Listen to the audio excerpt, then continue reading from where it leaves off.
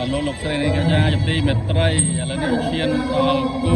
ឯករបស់យើងហើយគឺកីឡាករពុំ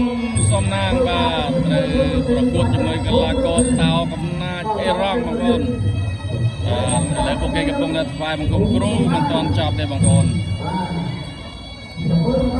បាទកីឡាករលោកងុនបាទគីឡូ82បងប្អូនពុំសំណាងបាទក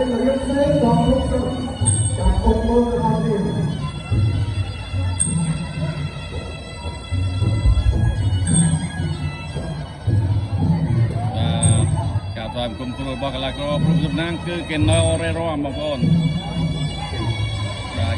ចំណែកកីឡាករអេរ៉ង់បានថ្វាយបង្គំគ្រូរួចរាល់អស់ហើយបងប្អូននៅឡើយតែកីឡាករពុំសំណាងបាទ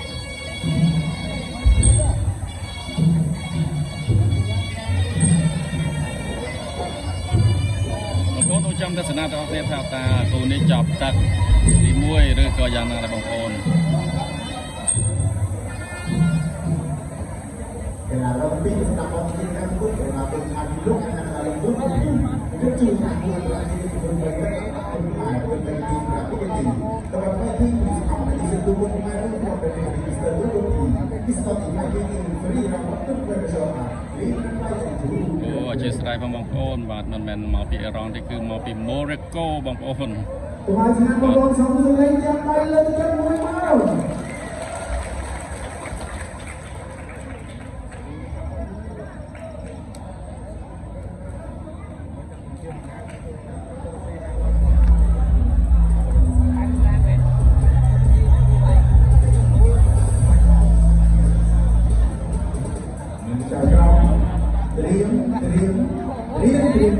ប្រព្រឹត្តយល់ថាអ្នកច្បាប់ព្រឹកមកគុំភាពអង្គការជាតិនៃកម្ពុជាថាបូរ៉ាគូ